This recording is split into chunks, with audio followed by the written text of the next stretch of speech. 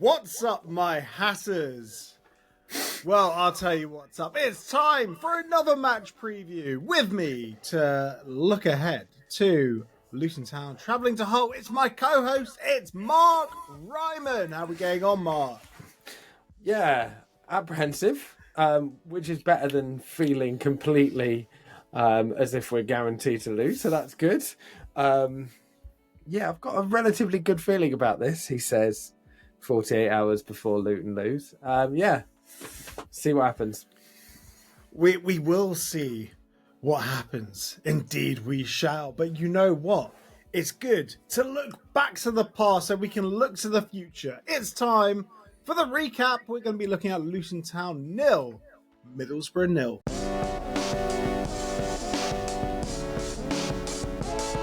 A positive performance, but no goals. Toothless in front of goal. And we've had an international break to sort of fix those things. Players have gone away. They've scored hat-tricks. They've outperformed Odegaard and Haaland. Can you believe it?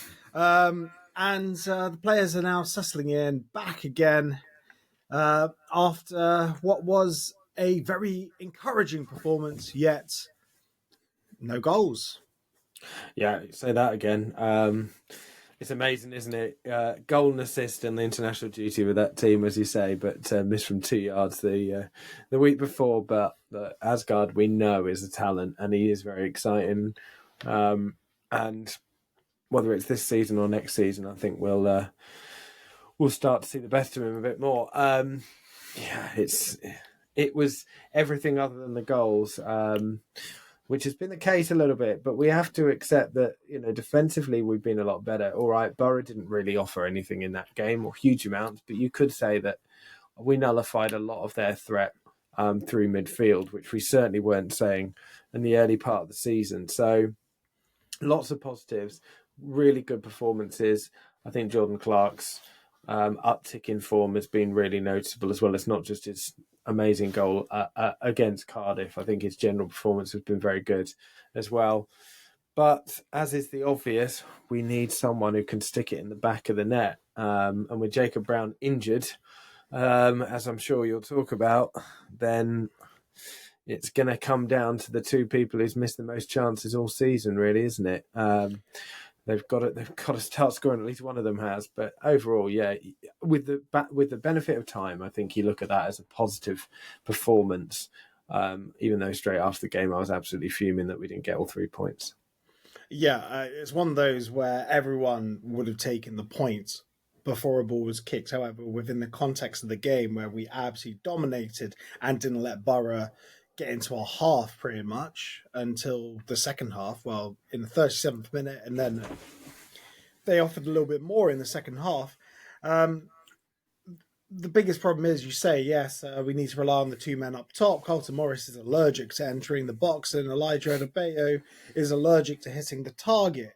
And that brings me on to Izzy Jones, who actually did a video about saying how he could be one of our most influential signings. Look, he bagged a hat-trick. Yes, it's Guyana. Yes, you can talk about the quality of football on offer in CONCACAF.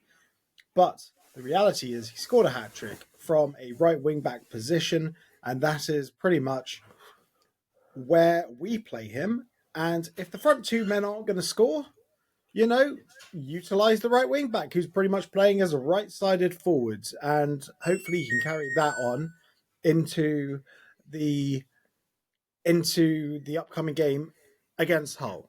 But that Borough game, yes, in isolation, very encouraging. In the context of how our season has gone, frustrating and annoying.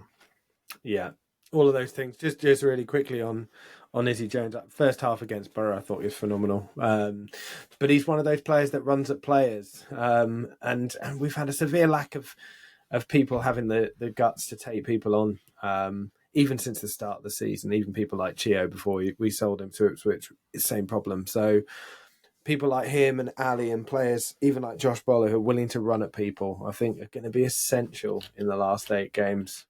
When there's a lot of stuff on the line, and teams understandably are going to be playing with some reservation and a bit of nerves if we've got players that are willing to run at defenders, they're probably going to make the odd mistake. So, yeah, long may it continue, as you say. Great international break for him, and let's see that final product in the Luton shirt, please.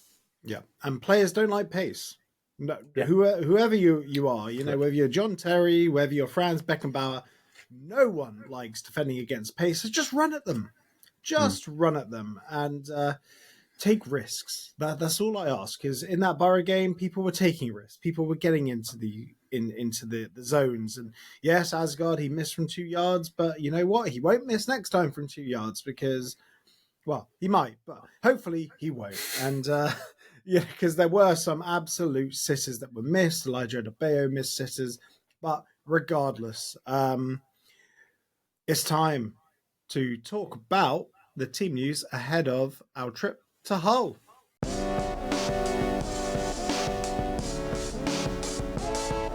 Coming at you live from the Shandon Baptiste Hospital House for the Helpless. It's the team news. So Jacob Brown joins the long list in the Shandon Baptiste Memorial House, the memorial for his career where he hasn't even started 50 games in a career spanning nearly 7 years. Wow, that's sensational. Marvellous Nakamba, long-term absentee. If he's out for about 6 weeks, so in Luton terms, that means he's done for the rest of his career. Tahith Chong, I think he's returning. He's been pictured out on the grass. Ted Mengi's also been pictured out on the grass. Marvellous Nakamba, long-term absentee. I already mentioned him. And Tom Lockyer, also long-term absentee because of that nasty little ankle injury. Wow. Ryman, how are you feeling about Brown being out pretty much for the season? I'm a bit gutted about that one. I'm not so worried about the others that you mentioned, and Bell as Shandon well. As Baptiste. At least. You're not sad about Shandon Baptiste? No, surprisingly not. It's got to a point where that's quite funny. I mean, that sounds a bit mean, but it is a little bit where, he kicked a ball and got injured nearly, didn't he? I can't remember. Was that the Plymouth game? I can't remember anyway. He came on. He had a shot from outside the box and fell over him. Yeah. Anyway, so Bell's out as well, isn't he? And he might be back. He might not be out. He certainly came back slightly injured, but yeah, Jacob Brown for me is a concern because whenever he has played, we know he's not the perfect striker, but he has looked much more confident in front of goal than the other two that we've mentioned. So that removes an option, and we haven't got many options left going forward. You could probably argue that you could play Millie Ali as a striker, but he's not one, he's a winger. So what have we got left really in terms of number nines? We've got Nordas. Yeah, we've got Nordas, we've got those two. It's concerning, isn't it?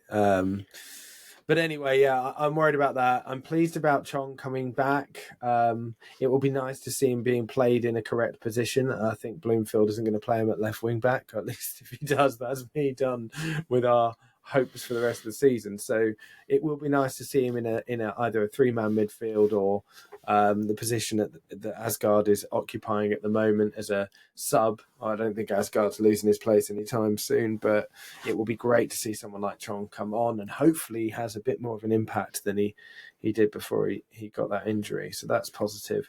So where do you see Chong sitting in this team? Do you see him as one of the front two? No, I think where Asgard plays currently, I think it's got to be in this current system. If we're going to continue to play that 5-3-2, it's the advanced midfield role is surely the right one for him. He's a 10 or a winger for me. I think ideally he has more of the middle of the pitch. I think he's always looked more dangerous when he's there. His final product, a bit like a few of our players, often when he's out wide, isn't good enough. It's just where do you put him? So I think at the moment he's on the bench and he'll be fighting for that place with Asgard. I wouldn't play him any deeper personally. Seeing as the two forwards are pretty superfluous, to be honest, I'd play with one. Then I'd play Asgard and Chong off Carlton Morris, considering Carlton Morris wants to play anywhere but the box. So why not have a fellow Asgard and Tahith Chong running beyond him, taking it in turns, stretch the play, go back to sort of the Well, play a 3-5-2-1. No, a Nope. 3-4-3. Yeah, it's like a 3-4-3, isn't it? Ooh, careful. Yeah, well, it's like a 3-4-3. 3-5-2. I've got PTSD with 3-4-3. Well, it's I'm a afraid. 3-5-1-1, isn't it? Sort of like a Okay, 3-3-2-1. And you play two attacking midfielders ahead of the two in midfield. It sort of strengthens the spine of the team. And come on, it wasn't like the two strikers aren't exactly offering anything, are they? No, I don't. I don't think he's going to change it though. But while I don't disagree with what you're saying at all, I just don't see things changing now. Between now and the end of the season, I think that is the system we are going to play. But while I agree with you, I think Chong does at least give us some more options from an attacking point of view.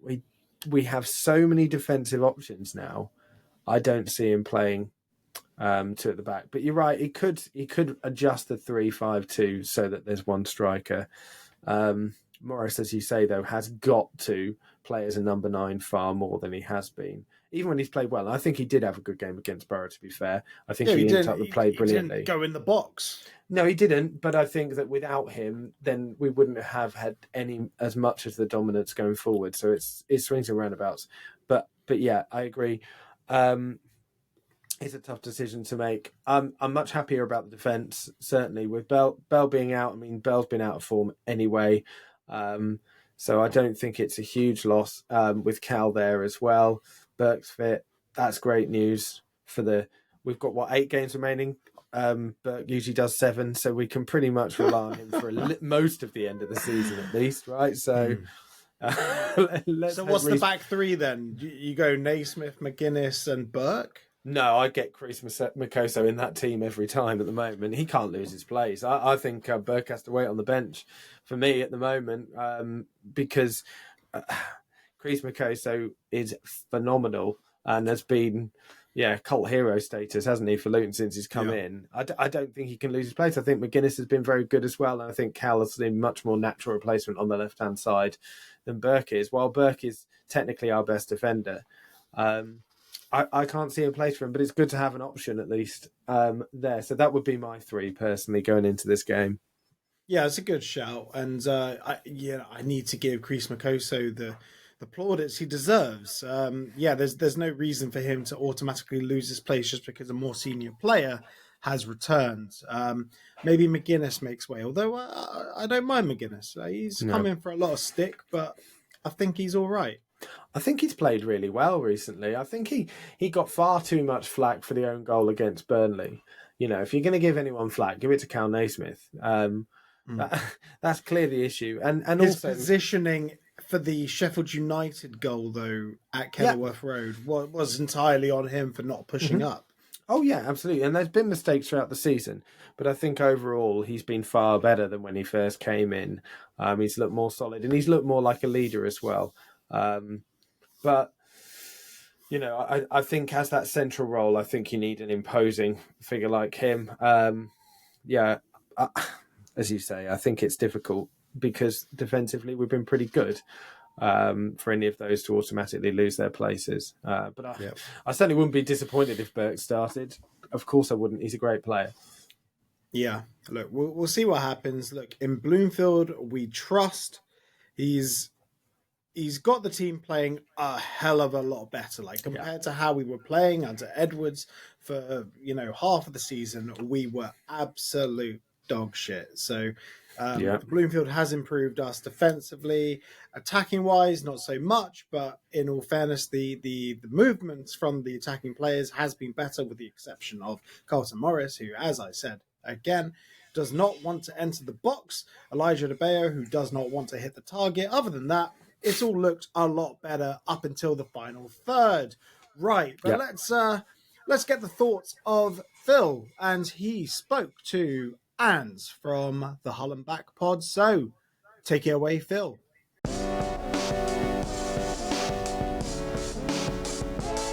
Thank you, Mark and Ollie. Really interesting to hear your point of view as we get back to proper football. Even though that my guest is wearing an England shirt today, I make that point that it's about time that we got domestic football back in the Championship, as bleak as it may be as a Luton Town fan. So, as you can see, I've got Ant Northgraves with me. He's from the Hull and Back podcast. First and foremost, Ant, get those bits of advertising out of the way and tell people where they can give you a follow before the weekend. We're on there with the main account.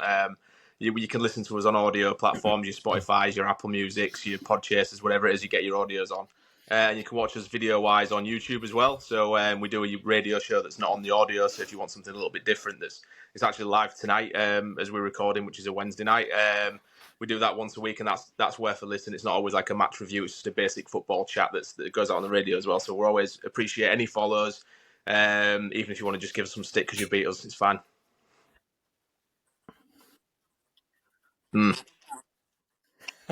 Well, we've beaten you once. We did beat you earlier on the season. It's one of very few highlights that we've had earlier on this year, and it was a hard fought win. And it was one of those ones where the standout player for me was an ex player of ours as well. I thought Cody Drammer had an absolutely unbelievable game that game, and he got clapped off the pitch by our fans, not just because of his sort of legacy of playing for us, but I thought he was excellent. But he's injured.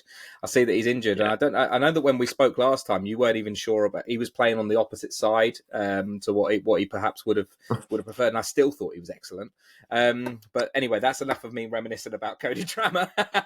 But one player I was going to pick out, and we spoke about it briefly off air, was that you've obviously had a bit of a turnaround in terms of the players that you've had. So we played earlier on in the season before the January transfer window, and one of the players that stands out for me, and it's one that we've spoken about on our Championship podcast, is Crooks.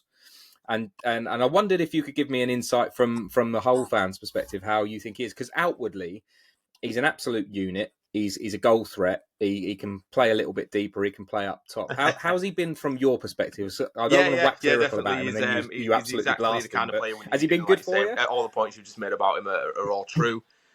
We needed a bit of height. We're a very small team. For the last few years, we've really struggled from set pieces, whether that's conceding or scoring them. We don't really have a very physical team, so he gave us that bit of height, bit of physicality. He's not scared to chuck a challenge in. He's quite happy to take a yellow for the team, and that's the kind of battle that you need in this situation. Like you say, he loves a weldy or two. His goal against Sheffield United was an absolute peach, and then he's shown he can do the more intricate deep runs into the box like he did a few weeks ago. So against Plymouth, I think it was. But it was he's given us that bit of Championship experience that I think we needed as well. Because we needed a player that can do a bit of everything. Obviously, with Oscar Zambrano being banned and a lot of the players staying out with injuries and stuff like that, he was pretty much a very vital cog to what we needed to do to get the kind of team that Ruben Sayers wanted. And yeah, he's been absolutely brilliant. He's been sort of in and out with injury a little bit. I mean, it's a bit weird with the MLS season with it finishing at the point it did. Then he'd not played for a certain amount of time before. Obviously, he was then chucked into the team a little bit, and then he's out again with injury, and then he's kind of back in, then he's back out. So it's been a bit iffy, but when he plays, yeah, he's a very, very good player, and he can play up top as well. So like when Pedro got his red card against Bristol City, we played Crooks as like the out-and-out number 9, just to give us that focal point and that big guy to aim the ball at. So yeah, he's been a very, very good addition for us.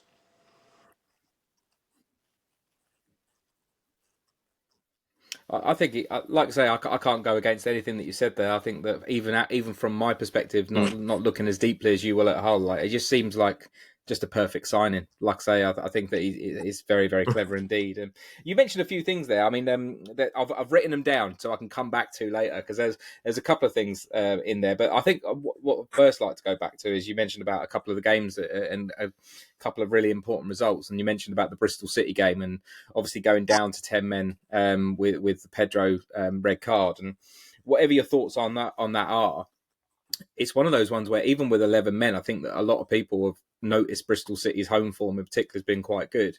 And they probably, truth be told, had you down as a loss, and to still come away with a point as late as and as gutting as it would have been. The point remains the fact that you won 2-0 against Plymouth. You've then gone away to Bristol City and ground out a draw and gone for 10 men. you've come back against Oxford to win 2-1, and you've held West Brom, who are chasing playoff spaces, to another draw. So whether or not you're hitting form at the right time, I don't know whether that's as you go as far as that. But I think the thing that you must be proud we've of as a always fan is the known fact that you're showing some bottom. we're better away from home. Not quite the case under the last manager. We were just poor all round, whether that was home or away, as you guys will have seen when you played against us. Yeah, told you. I mean, you predicted the way that game would go, and it was just on to a T. It was just that air of inevitability about every single game. But like you say, Sayers had some job to come in and try and turn. I mean, the confidence of a lot of those players were on the floor. We were a bit of a basket case defensively, and he's really come in. We started grinding out clean sheets. The away record's superb. I think we're like 10th or something for the away table. We've gone to Sheffield United and won 3-0. We've gone to Sunderland and won 1-0. The biggest point for us under Sayers was trying to turn the home form around. Now, our home form, this isn't a Ruben Sayers or Tim Volter issue. It's been an issue for the last few years. Home form's just been dreadful, and we thought that might be what sends us down. There were more promising signs in the home games. We ground out a few draws. We've got a good draw against Leeds. We've got a draw against Watford. And we beat Oxford and Plymouth. So the home form has actually started to turn around. We've got 2 wins on the bounce at home now, whereas usually you'd have no optimism for a home game whatsoever. We're actually looking at these games and going, hey, do you know what? We might win these. Because if we knew if the home form could just become even semi-competent, we stay in the league. Because it was the home form that had us down there. Because the away form, like I say, is great. So if we can just start picking up points consistently at home, and with the teams, we've got a lot of teams around us. Obviously, like I said, we beat Oxford, we beat Plymouth. We're going away to really tough places and picking up points. I think we've only lost once in the last 7. And that was a really poor display at Cardiff. To be fair, that was very uncharacteristic of what we've seen in the last few weeks.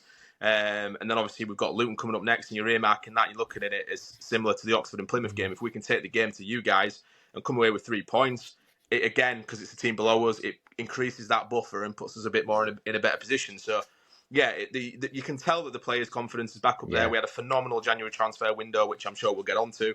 And then it's got to a point now where you can tell these players are leaving absolutely everything on the line every single game for 90 minutes. We're getting more of what Sayers is wanting us to do as a team. You can see it coming through, that identity and that structure.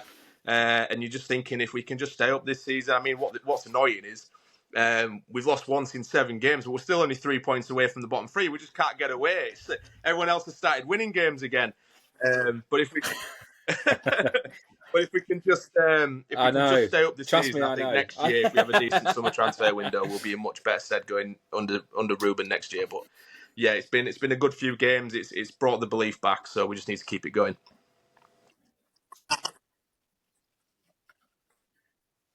Yeah, I mean, you hit the nail on the head there in terms of like picking up form. And it's one of those things, it's not just picking up form at the right time, it's picking up form because you had to. Like, it was one of those ones where, truth be told, it was one of those ones where people were thinking, right, Hull are down, who's going to join them? You know, it was sort of Hull and Plymouth at one point. And then, like I say, everyone seemed to start winning. There were times when Luton even won a game, which is rare. But we won a game or two recently, and you think everyone around us has won. And the pressure really on. And that's the beauty of this league, isn't it, really? It's the beauty and the nastiness of this league, which is what I'm finding out. Because, like I say, we're sort of cut adrift at the minute. We're 4 points behind. And it's one of those ones where this weekend, for me, is an absolute must-win. And for us, we'll be sort of like hoping to invoke the spirit of Kazenga Loa Loa sort of thing and try and get ourselves a win by hook or by crook. So it's going to be a really interesting one. But you mentioned yourself about the transfer window and how positive it was for you and how much of a turnaround it's been. I was doing my bit of research earlier on, if I'm honest, and I was looking at sort of like some of the scores that Alzate has been getting when he's been playing, and I was looking. I think he got man of the match on FootMob in the last game as that sort of defensive linchpin. And I know that you mentioned Zambrano earlier on. That was the little scribble that I made because we were like heavily linked with Zambrano last year, and for whatever reason, and I think it's probably the reason why he's not playing for you guys at the minute. It didn't translate. So I was just like I say, I was going to ask you about transfer window, some of your transfer dealings, hits and miss. Was he a miss in terms of like stitching yourself up by signing a player, having a squad place, and then him not being available? Versus like, who are the ones that have impressed you? He's a very tidy player, and you can see why there were a lot of interest in him, especially from Premier League teams last season.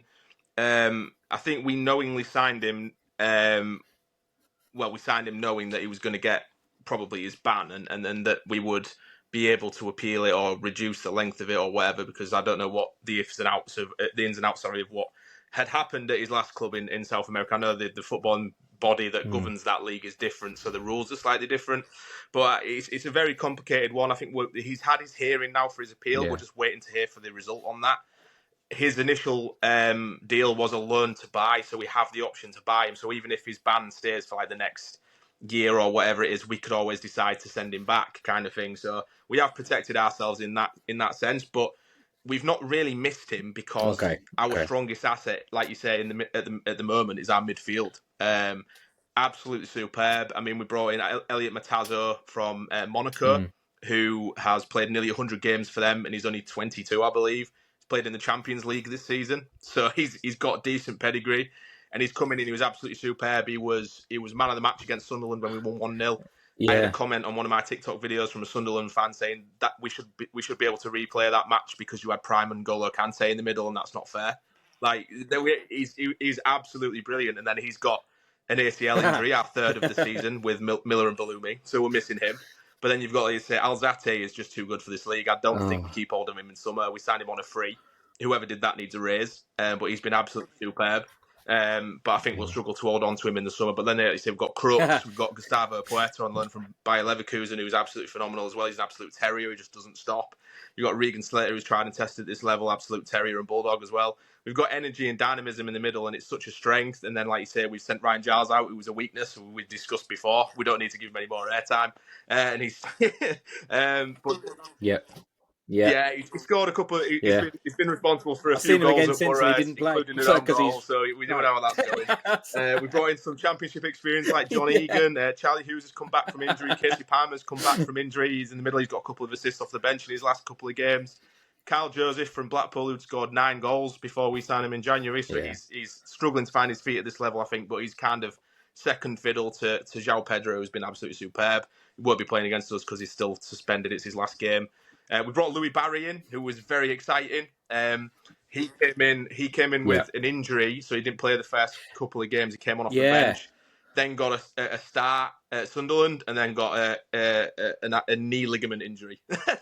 We're expecting him back at the end of this month, so that's been a bit of a horror. Wingers and injuries for us this season. Man! But Abu Kamara as well, he started finding form. It's just been a very, very good window. If we could have got a left back, it'd have been probably the best transfer window we've had in probably my lifetime, except for one of the Premier League ones. But yeah, we're in a very good place. Joe Gellart as well epitomises everything Ruben Sayers wants from the team. Doesn't stop running, presses from the front. Is popping up with goals now. His best position is definitely in that middle and that number 10. He's just an absolute nightmare for defenders to defend against.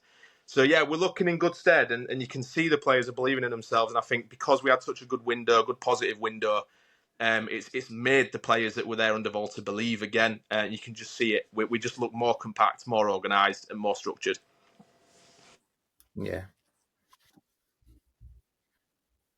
Yeah, I think you mentioned about Gelhardt there, and a good friend of mine, he's a Leeds fan, and it's one of those ones where he was just begging for the right club.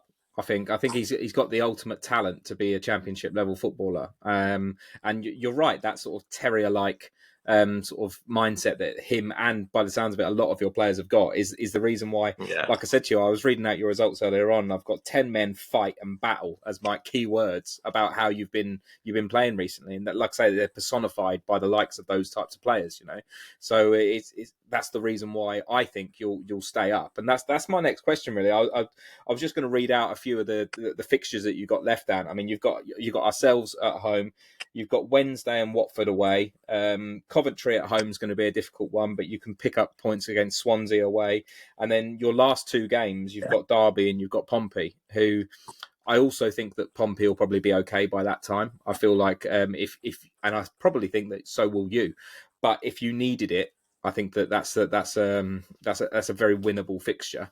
They're going to be tough ones because, like I say, that I think that they'll be, at least Derby might be still in the mix. But again, their form's been brilliant recently, so there's a few that could pull away. I think if you'd gone back, are you confident you're going to stay up, mate? Are you maybe to the start of February, mid-February, we were really in it. I think the loss against Cardiff Even though we'd had a really good result against Sunderland the game before, or was it Sheffield United? I can't remember which game it was beforehand, but we went to Cardiff and lost, and it was really poor.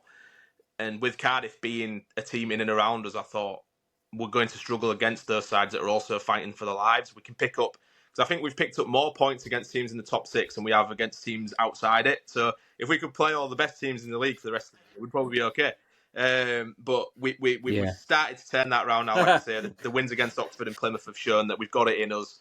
You look at the squad, and I know there's so many fans that have said this, and you go, "You're too good to go down." I'm sure you guys have said this all year, but you've got to show it on the pitch, and they're starting to. I'm seeing the hallmarks of what Sayers wants. I'm seeing the players believe in themselves. Like you say, Bristol City was 10 men, I think, for about 85 minutes with the added time altogether, and to hold on. I mean, 11v11, we were all over them, to be fair. For the first 15 minutes of that game, we could have been 2 or 3 up. We were well warranted for that 1-0 lead. Stupid challenge from Pedro, and we're under the cost, but we still come away with a point which we'd have taken beforehand anyway. So, like you say, it just shows that the players are battling for each other, and there's a good mix of youth, and there's a good youth and experience. You've got championship experience, you've got a bit of flair, you've got players that are going to run for 90 minutes, hassle, try and win the ball back high, and we're starting to create more chances. So everything's suggesting to me that we're heading in the right direction. And the good thing is our fate's in our hands, because, like you say, we've got a lot of the teams around us. So you've just got to make sure you're picking up your points against those around you, and you'll be okay. We can go to, if we beat Luton, you can afford to go to Sheff Wednesday and lose, but they're quite poor at home this season, and we're good away. So you'd quite fancy us to get something at Sheff Wednesday. So there's a lot of reasons to be optimistic, and I do think we'll stay up. Yeah.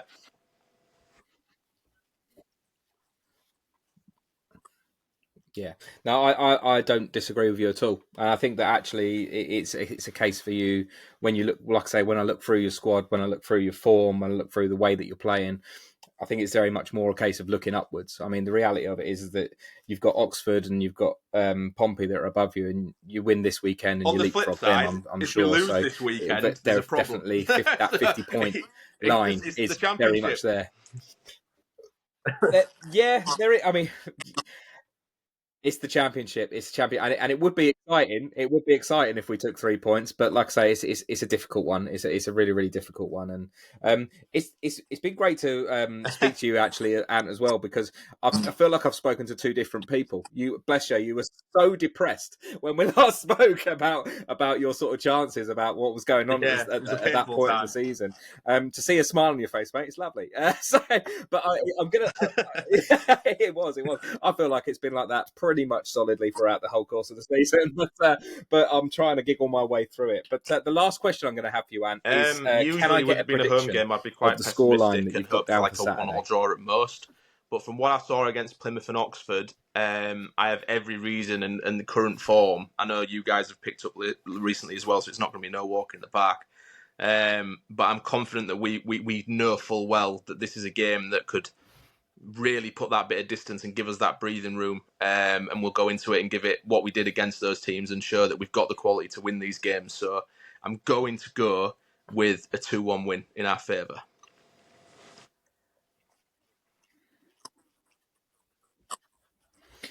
I think it's one of those ones. It's difficult to sort of say too much other than that. Obviously, like I say, home advantage, and the fact that you're in form at home right now, despite the history. We've got a couple of got Tahith Chong that looks like he's ready to come back, but we also are a little bit light at the back, as always. It always seems to be perennially that we're light at the back. Amari Bell's come home early from international duty because he's got a knock, so I'm not entirely sure how we're going to line up. And the worry I always have is about how mobile our back line is, and when you add the terrier-like Gelhardt to that, it's one of those ones where I just feel like he's just going to run around like a little whippet and potentially cause a bunch of problems. So I don't think you're far off the mark there, to be honest, as much as I desperately want to be a bit more hopeful than that. I want the season to go on. So obviously I want the season to go on. So we're very much in different camps. I want the season to continue to be in the battle. We need to be targeting 3 points in this, but it wouldn't be the end of the world if we just avoided defeat. And I think a point, if results go obviously your way, it wouldn't be bad for you guys either, because it just and it doesn't bring you out, but it keeps you within touching distance, like one win away kind of thing. So I think Luton will come and try and probably, I would imagine, are going to look at this game and go, we need to win this one, but don't lose. So I think it's going to be a very cagey game where both teams kind of don't want to lose. And then it'll take one goal to sort of spring it into life, because then the other team has to go, oh, well, we need to score now. So then it'll be one of them tetchy ones, I think.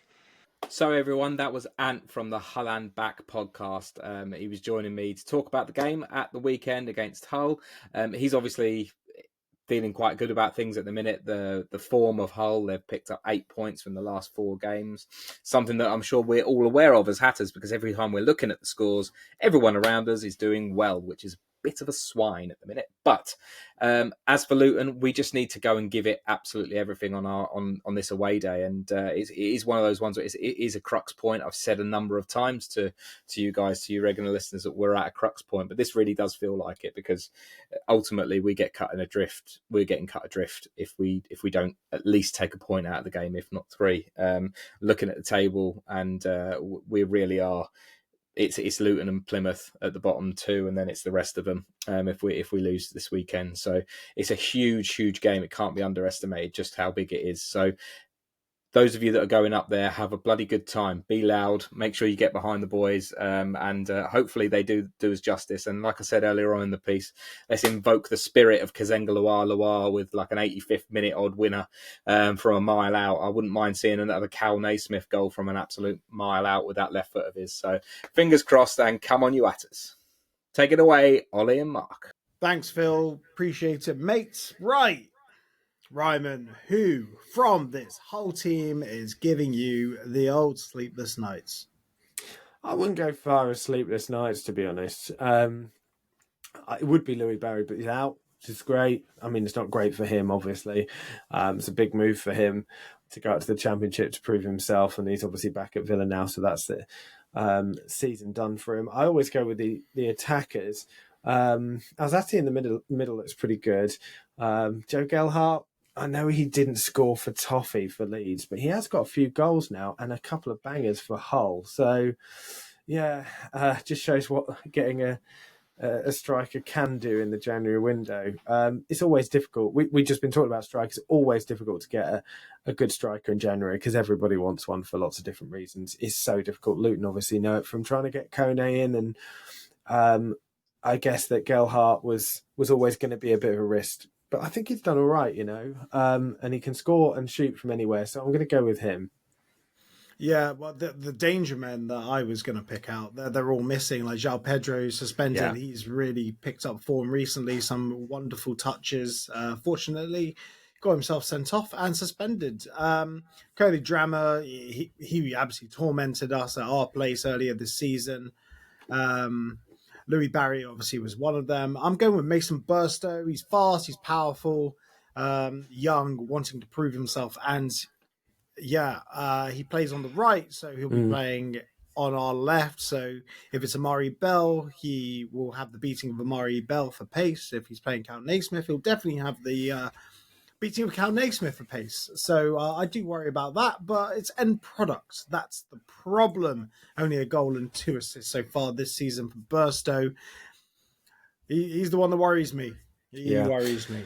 I get that. I think wingers are always a worry, aren't they? Particularly against this team. I think we've got better, as we've said, in terms of defence. But the season, I don't know how many goals.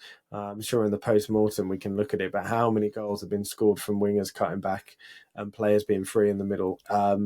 But huge amounts at the start of the season, and Burstow is one of the players that could do that. Yeah, I completely get that. Definitely do. But yeah, not taking chances, a bit like us, is probably the reason why Hull are where they are, right? Yeah, exactly. Exactly. Getting this a better myself. But anyway, now it's time to get some score predictions.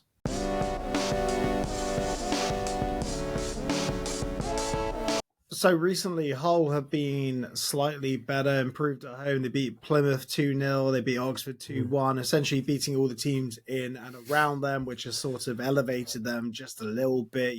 They're above 40 points now. Not too far above 40 points, 41 points. But you know what? That's ahead of Luton. And they've also got good draws against Bristol City and West Brom, score draws as well. So I am kind of worried. I've erred on the side of optimism here, and I wanted to back Luton to win. I really did. But I've gone for a 1-1. But I am hoping we can sort of unearth the spirit of Kazenga Luar for vital survival goals at Hull. Yeah, I've erred more than you have in terms of positive. But, you know, look, Delusion. hey, I don't think it's delusional, no.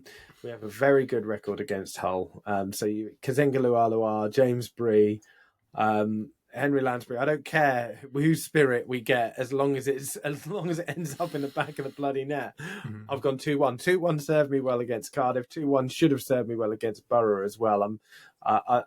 I'm going to keep going 2-1 because it's bringing out decent performances and decent results as well. So that's part of it. We've got a good record against Hull. I know it doesn't really mean a huge amount, but you know, I think that, you know, good memories playing them.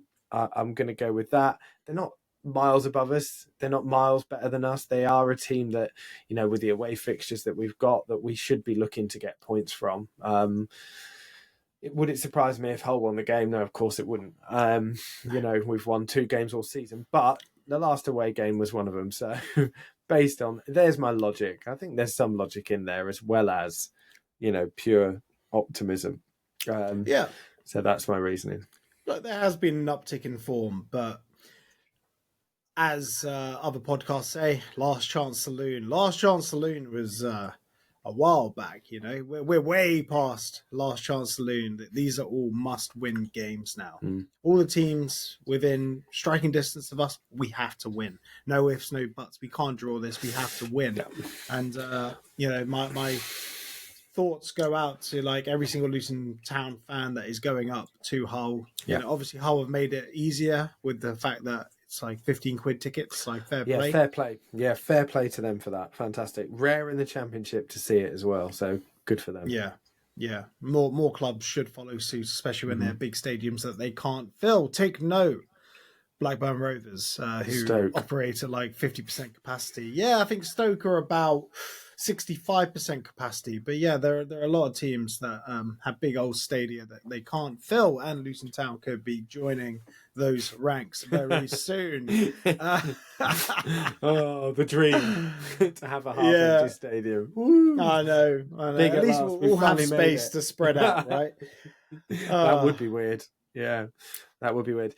No, I agree with what you said.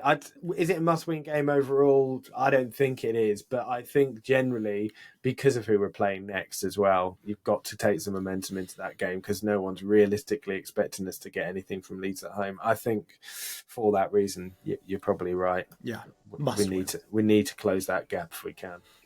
Indeed we do. But that's it from us this week. Remember to subscribe to our channel for even more Luton Town content. Yeah, this is a big one.